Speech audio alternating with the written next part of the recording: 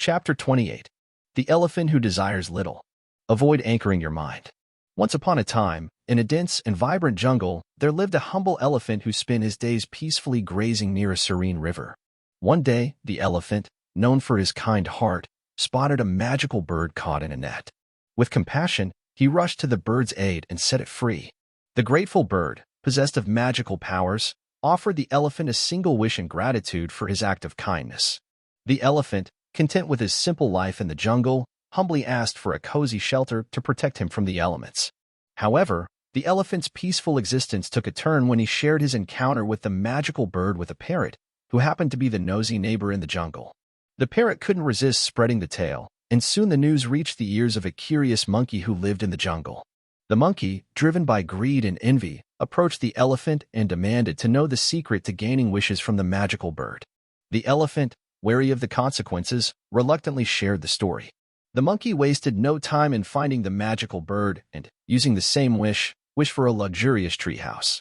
As time passed, the news of the magical bird's powers spread like wildfire through the jungle. Various animals approached the elephant, each wishing for more extravagant and opulent desires. The once humble elephant found himself caught in a web of escalating demands. The wishes ranged from a grand palace to becoming the ruler of the jungle, and eventually, some dared to aspire to godlike status. The magical bird, witnessing the growing greed and dissatisfaction among the jungle inhabitants, decided it was time to teach them a lesson.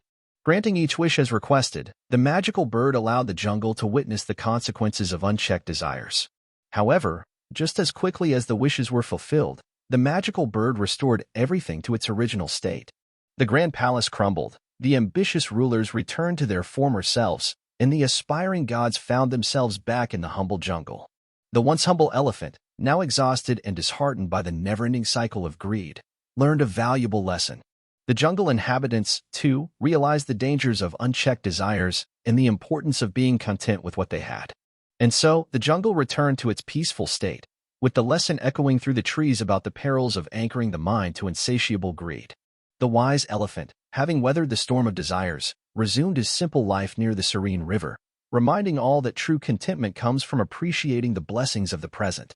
The thinking technique, avoid anchoring your mind, can be applied to the fable of the elephant and the magical bird in several ways. 1. Initial contentment. The elephant, at the beginning of the fable, is content with a simple shelter. This represents a lack of anchoring to extravagant desires, and it serves as an initial reference point for contentment. 2.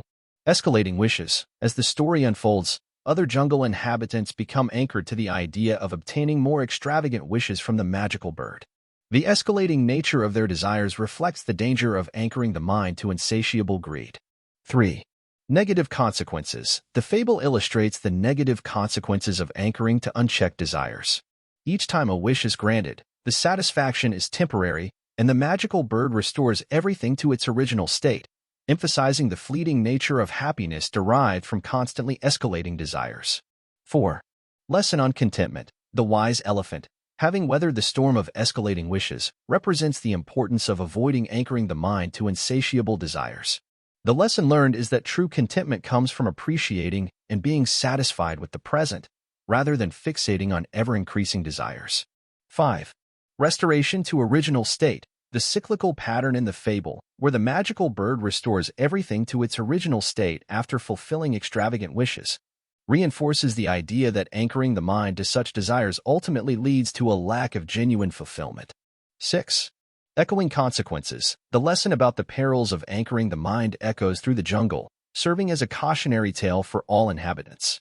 The consequences experienced by those who anchored themselves to insatiable greed become a warning against fixating on desires that are beyond reasonable and sustainable. The thinking technique, avoid anchoring your mind, is applied in the fable to emphasize the dangers of fixating on ever-increasing desires, showcasing the importance of contentment and appreciating the present moment. The cyclical nature of the story reinforces the transient and unsatisfying nature of anchoring one's mind to insatiable greed. A quote from the French philosopher Jean-Jacques Rousseau captures the essence of the fable's moral. The more I have, the more I want, and the less I appreciate what I have. Jean-Jacques Rousseau. This quote reflects the idea of insatiable desires and the perpetual cycle of wanting more, which resonates with the moral lesson of the fable cautioning against the dangers of greed. Desire is the root cause of all suffering. Buddha. The greatest wealth is to live content with little. Plato.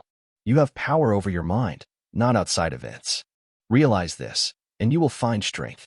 Marcus Aurelius. Learn to be indifferent to what makes no difference. Marcus Aurelius. Satisfaction lies in the effort, not in the attainment. Full effort is full victory. Mahatma Gandhi. The first and greatest victory is to conquer yourself. Plato. A man who governs his passions is a master of the world. We must either command them or be enslaved by them. It is better to be a hammer than an anvil. Saint Dominic. Control your desires. They are the beginning of your problems. Epictetus. I count him braver who overcomes his desires than him who conquers his enemies, for the hardest victory is over self. Aristotle.